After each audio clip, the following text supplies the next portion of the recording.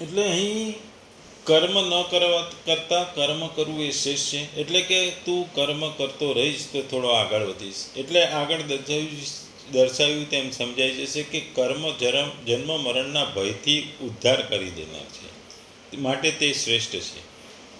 કર્મ નહીં કરે તો શરીર યાત્રા પણ ચાલશે નહીં. શરીર યાત્રાનો લોકો અર્થ કરે છે શરીર નિર્વાહ. કેવો શરીર નિર્વાહ? શું તમે શરીર છો? આ પુરુષ અનેક યુગોથી જન્માંતરથી શરીરની યાત્રા કરતો ચાલ્યો આવે છે. જેમ કપડું જીર્ણ થાય તો બીજું નહીં તો ત્રીજું ધારણ કરે છે. આ રીતે કીટ પતંગિયાથી માંડી માનવ સુધી બ્રહ્માથી લઈ સમગ્ર જગત પરિવર્તનશીલ છે. ઉપરની નીચેની અનેક યોનિઓમાં આ જીવ એકધારી શરીરોની યાત્રા કરતો રહે છે. કર્મ કોઈ એવી વસ્તુ છે કે જે યાત્રાને સિદ્ધ કરી દે છે, પૂર્ણ કરી દે છે. માની લો કે એક જન્મ લેવો પડે તો યાત્રા ચાલુ જ હોય છે. હાલ તો પથિક ચાલી રહ્યો છે, તે બીજા શરીરોની યાત્રા કરી રહ્યો છે. યાત્રા ત્યારે જ પૂરી થશે ત્યારે ગંતવ્ય લક્ષ્ય સ્થળ આવી જાય. પરમાત્મામાં સ્થિત થયા પછી જ આત્માને શરીર યાત્રા કરવી પડતી નથી. એટલે કે શરીર ત્યાગ અને શરીર ધારણ કરવાનો ક્રમ સમાપ્ત થઈ જાય. તેથી કર્મ કોઈ એવી વસ્તુ છે કે તેનાથી પુરુષ ફરી શરીર યાત્રા કરવી પડતી નથી. ટૂંકમાં અહીં અર્જુનને કર્મોથી અરુચિ હતી. તેના મનમાં કર્મ નહીં કરવાનો આગ્રહ હોય છે. અર્જુનની વાત નહીં, બલકે પારિમાર્થિક માર્ગના અન્ય સાધકોને પણ પ્રાય આ વિષયમાં એવી જ ભૂલ છે. જો કે તેઓની ઈચ્છા સાધના કરવાની રહે છે અને સાધના કરે છે તો પણ તેઓ પોતાની મનવાંછિત પરિસ્થિતિ અનુકૂળતા અને સુખ બુદ્ધિ સાથે કરે છે કે જે તેમની સાધનામાં અંતે બાધક થાય. જે સાધક તત્વ પ્રાપ્તિ સુગમતા ખોળે છે, તેને સિદ્ધ પ્રાપ્ત કરવા ઈચ્છે છે, તે વાસ્તવમાં સુખનો પ્રેમી છે, નહીં કે સાધનાનો પ્રેમી. જે સુગમતાથી તત્વ પ્રાપ્તિ ચાહે છે તેને કઠિનતા સહન કરવી પડે છે. જે શીઘ્રતાથી તત્વ પ્રાપ્તિ ચાહે છે તેણે વિલંબનો સહેવો પડે છે. કારણ કે સુગમતા અને શીઘ્રતાને ઈચ્છા કરવાથી સાધકની દ્રષ્ટિ સાધના પર નહીં પણ ફળ પર ચાલી જાય છે, જેથી સાધનામાં કંટાળો પ્રતીત થાય છે. સાધ્યની પ્રાપ્તિમાં વિલંબ પણ થાય છે. જેનો એક દ્રઢ નિશ્ચય છે કે ઉદ્દેશ હોય કે ચાહે ગમે તે થાય, મને તત્વની પ્રાપ્તિ થવી જોઈએ, તેની દૃષ્ટિએ સુગમતા અને શીઘ્રતા પર નજર નથી થતી. તત્પરતા સાથે કરેલા કાર્યમાં લાગેલા મનસ્વી વ્યક્તિઓ જ્યારે પોતાના ઉદ્દેશની પૂર્તિ માટે કમર કસીને લાગી જાય છે ત્યારે તે સુખ દુઃખની તરફ જોતો નથી. સાધકની તો વાત જ કે એક સાધારણ લોભી મનુષ્ય પણ દુઃખ તરફ નથી જોતો. પ્રાય જોવામાં આવે છે કે પરસેવો આવી રહ્યો છે, ભૂખ તરસ લાગી રહી છે, શૌચ જવાની આવશ્યકતા છે, છતાં પણ જો માલનું વિશેષ વેચાણ થઈ રહ્યું હોય, પૈસા આવી રહ્યો હોય, તે લોભી વેપાર ધંધામાં બધા કષ્ટો સહન કરી લે છે. બરાબર એ જ રીતે લોભી વ્યક્તિ જેમ સાધકની સાધ્યમાં નિષ્ઠા હોવી જોઈએ, તેમ સાધ્યની પ્રાપ્તિ વિના ચેનથી ના રહેવાય. જીવન ભારરૂપી પ્રતીત લાગે. ખાવું પીવું આરામ વગેરે કંઈ પણ સારું ન લાગે. હૃદયમાં સાધન પ્રત્યે આદર અને તત્પરતા રહે. સાધ્યને પ્રાપ્ત કરવાની ઉત્કંઠા થવાથી વિલંબ તો અસહ્ય થાય છે, છતાં જે જલ્દી પ્રાપ્ત થઈ જાય એવી ઈચ્છા નથી હોતી. ઉત્કંઠા બીજી વાત એ છે, તેમજ શીઘ્ર મળવાની ઈચ્છા બીજી વાત છે. આસક્તિપૂર્વક સાધના કરવાવાળો સાધક સાધનામાં સુખ ભોગ કરે છે અને તેમાં વિલંબ અને વિઘ્ન આવવાથી તે ક્રોધ આવે છે, તેમજ સાધનામાં દ્રોષ સૃષ્ટિ કરે છે. પરંતુ આદર અને પ્રેમપૂર્વક સાધના કરવાવાળો સાધક સાધનામાં વિલંબ અથવા વિઘ્ન આવે તો આંતરભાવથી રોવા લાગે છે. તેની ઉત્કંઠા વધારે તેજીલી બને છે. આ શીઘ્રતા અને ઉત્કંઠામાં અંતર છે. શીઘ્રતા સાધકને સુખ સુવિધાનો ભાવ રહે છે અને તત્વની પ્રાપ્તિ શીઘ્ર થઈ જાય તો પાછીથી આરામ કરીશું એ રીતે ફળ કરવાની દ્રષ્ટિ રહેવાથી સાધના પ્રત્યે આધાર ઓછો થઈ જાય છે. પરંતુ ઉત્કંઠામાં સાધક પોતાની સાધનામાં આરામ માને છે. સાધના સિવાય બીજું કરવાનું શું? આથી મોટું બીજું કામ શું? એ જે કરીએ છીએ આ જ કામ સાધના કરવું છે, ચાહે સુગમથી થાય કે કઠિનતાથી થાય, શીઘ્રતાથી થાય કે વિલંબથી થાય. એટલા માટે બધી શક્તિઓ સાધનામાં લાગી જાય છે, જેનાથી તેને શીઘ્રતાથી તત્વ પ્રાપ્તિ થઈ જાય છે. પરંતુ શીઘ્રતાથી સિદ્ધિ ઈચ્છનારો સાધક સાધ્યની પ્રાપ્તિમાં વિલંબ થવાથી નિરાશ પણ થઈ શકે છે.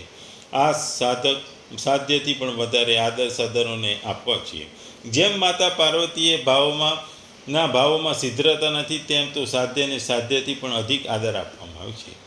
ભગવાન અર્જુનને આ શ્લોકમાં નિમિત્ત બનાવી સાધકોને સાવધાન કરે છે કે તેઓએ પોતાની અનુકૂળતા તથા સુખ બુદ્ધિ જે સાધનાના મૂળમાં વિઘ્ન છે એનો ત્યાગ કરીને કર્તવ્ય કર્મને કરવામાં ભારે તત્પરતાથી લાગી જવું જોઈએ. નિષ્કામ ભાવથી કર્મ કરનાર કર્મયોગી માત્ર સ્વરૂપથી જ કર્મનો ત્યાગ કરનારાઓ અને સકામ ભાવે કર્મ કરનારાઓથી તો શ્રેષ્ઠ છે, બલકે જ્ઞાન યોગથી પણ શ્રેષ્ઠ છે. કારણ કે કર્મ એ ઘણી વખત જ્ઞાન યોગથી પણ શ્રેષ્ઠ છે એવું અહીં ભગવાનનું કહેવું છે. કારણ કે દરેક જણે નિત્ય કર્મ કરવા એ એમની હંમેશની ફરજ છે અને એ એમની ફરજ છે એટલે કરવું જ પડે.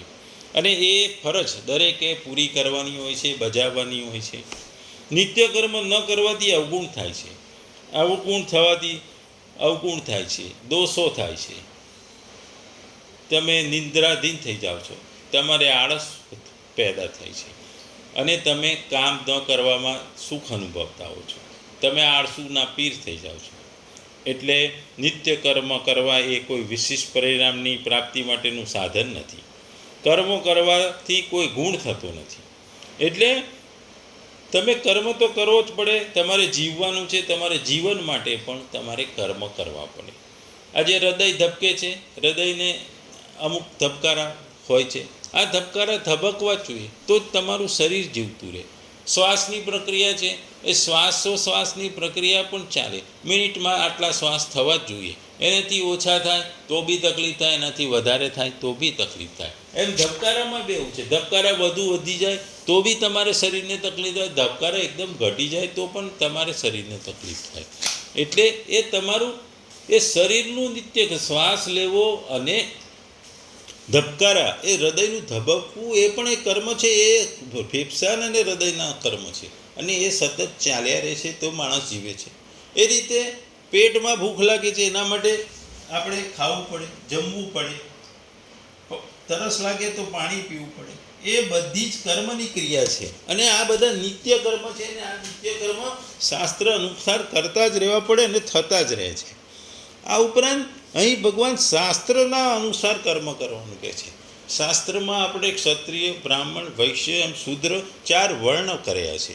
એટલે આ વર્ણ પ્રમાણે દરેકે જે વર્ણમાં જે પ્રકારના વર્ણમાં એ ટેવાયેલો હોય, જે પ્રકારના વર્ણનું કામ કરતો હોય એ પ્રકારે એણે કામ કરવું પડે. આજે બ્રાહ્મણ વર્ણનો માણસ હોય તો એને જ્ઞાન આપવું જોઈએ, ક્ષત્રિય વર્ણનો માણસ હોય એણે યુદ્ધ કરવા જવું જોઈએ, લોકોનું રક્ષણ કરવું જોઈએ, પ્રજાનું રક્ષણ કરવું જોઈએ. વૈશ્ય એ વેપાર કરે છે અને શૂદ્ર એ બીજી બધી પ્રવૃત્તિઓ કરે છે. એટલે એ વર્ણ અનુસાર કામ કરવાનું કહે છે. આ વર્ણ પ્રમાણે દરેકે પોતાના શાસ્ત્રમાં જે વર્ણ આપેલા છે એ પ્રમાણે દરેકે પોતાના કર્મ કરવા પડે. જો કોઈ એક વ્યક્તિ કર્મ ન કરે તો એ કર્મ ના થાય તો સમાજમાં ઉથલપાથલ થઈ જાય. આજે ક્ષત્રિય પોતાનું શાસ્ત્ર ધર્મ ન બજાવે, પ્રજાનું રક્ષણ ના કરે તો લોકો લૂંટફાટ થાય અને લૂંટારાઓને ફાયદો થઈ જાય. નહીં તો બીજા રાજ્યના રાજા આક્રમણ કરીને એમને ગુલામ બનાવે. એટલે દરેકે પોતાના કર્મ તો શાસ્ત્ર પ્રમાણે આપ્યા છે કરવા જ. પણ જો ક્ષત્રિય કે હું યુદ્ધ નહીં કરું અને બેસી જાય તો એ ખોટું છે. કારણ કે એમ કરવાથી પ્રજાનું રક્ષણ નથી થવાનું, પોતાના રાજ્યનું પણ રક્ષણ નથી થવાનું. એટલે દરેકે કર્મ તો કરવા જોઈએ. કર્મ ન કરો, આજે હૃદય પોતાનું ધબધબવાનું કર્મ ન કરે તો માણસ મૃત્યુ પામે. ફેફસા શ્વાસ લેવાની પ્રક્રિયા ના કરે તો પણ માણસ મૃત્યુ પામે. એટલે દરેકે કર્મ તો કરવા જ પડે. કર્મ ન કરવાથી તમને કોઈ ફાયદો નથી. અને કર્મ ન કરવો એ આળસ છે. એ આળસ એ માણસને અંદરથી કોરી ખાય છે. આળસવાળો માણસ એકદમ ભયાનક રીતે અને ખરાબ રીતે જીવન જીવે છે. કારણ કે એના શરીરમાં આળસ એના શરીર ઉપર ઇફેક્ટ કરે છે. એ આળસ એના મનને જીતી લીધું છે. એટલે એ વ્યક્તિ કોઈ પણ કર્મ કરવાની ઈચ્છા નથી ધરાવતો.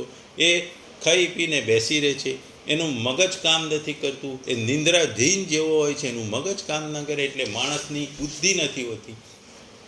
એટલે તમારે તમારા કર્મ તો દરેકે અહીં કરવા જ પડે. અને કર્મ કરવા એ હંમેશની ફરજ છે.